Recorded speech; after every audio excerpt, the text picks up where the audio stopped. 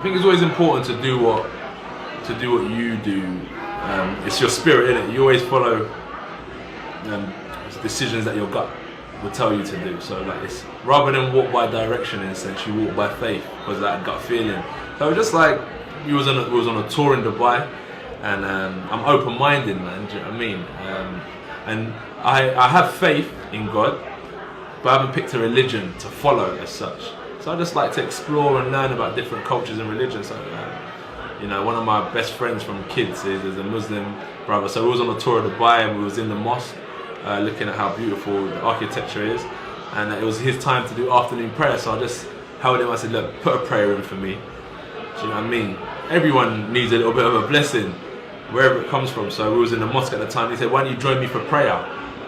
So, you know, you have like an imam, someone that leads prayer. So he was leading the prayer. So I followed the instructions, but I was praying to, even though I was respecting the culture, I was just praying in my own way, but following, you know, the way of Islam in that sense, in like bowing down on my knees and stuff. And it would have been the same if I was in the church. So I think for me, it was definitely with pure intentions, but for others, I can't make up their mind of how they want to interpret it and how they want to explain their reasons for why they may have disliked it.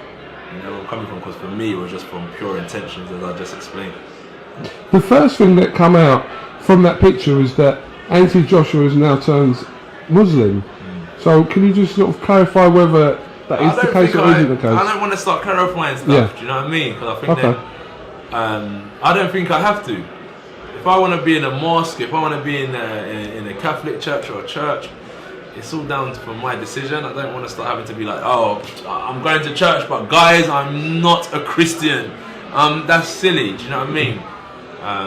So I was just in a mosque and I just wanted to be blessed, to be protected. So I asked my boy to pray for me, and he asked me to join in for prayer. So with all due respect, I followed the culture and the way the religion bowed down to God, and that was all it was. When I was looking underneath the comments, I saw that one of the first comments was, unfollowed, I won't be going to watch Antony Joshua anymore. Well, people need his ticket or her ticket, so, you know, it's no But problem. why would you believe that someone would, you know... That's why I said to you about the bubble. It's important to get out of the bubble, you know, because when I was out there, I had a long conversation before with someone, just about life and religion. So yeah, it was nice to be out of the bubble. So from where I posted it, mate, when I was away, I was in a pure state, in a place of like relaxation, and my mind was clear.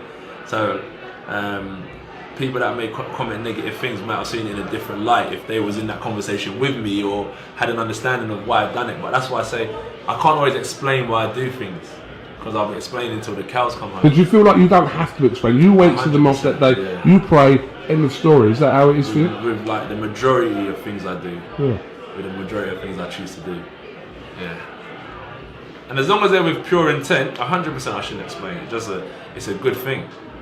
It's about, and especially like with all the stuff going on in America with the election and stuff and divide and conquer, that shows like unity. Do you know what I mean? A guy that doesn't practice but connecting with Islam, when it shows unity. So there should be no negative feedback about that when someone's just trying to spread a positive message. I don't see how you can find negative in it. So that's why I don't really entertain it.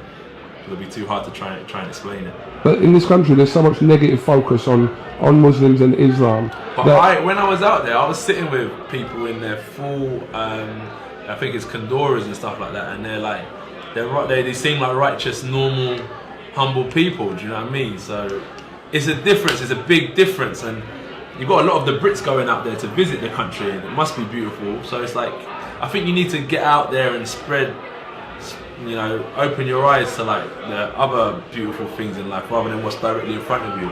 As I said, when I was actually out there and I lifted my head up from what was directly in front of me, I saw some, you know, positive people, and I had some positive conversations, and the Islam that I know is a beautiful thing. The Christianity that I know is a beautiful thing. The Judaism that I know, the Hinduism, it's all beautiful things, man. They preach some nice things.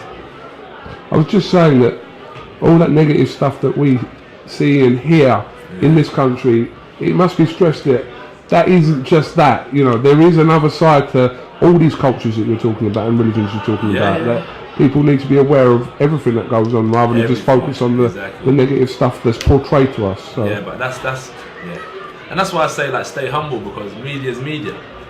Don't buy into everything you hear. Do you know what I mean? Like, yeah, like hype and stuff. I know about all that stuff, but you know, it's media, innit? It's part and parcel. It comes with the territory. So yeah, you should just try and look into things a bit deeper and listen. And that's what I said. We had a good conversation. And I've always like had an interest in history, because like all these things. When I talk about religion, is like a massive sector in life was here way before my existence. So I have a massive interest in history.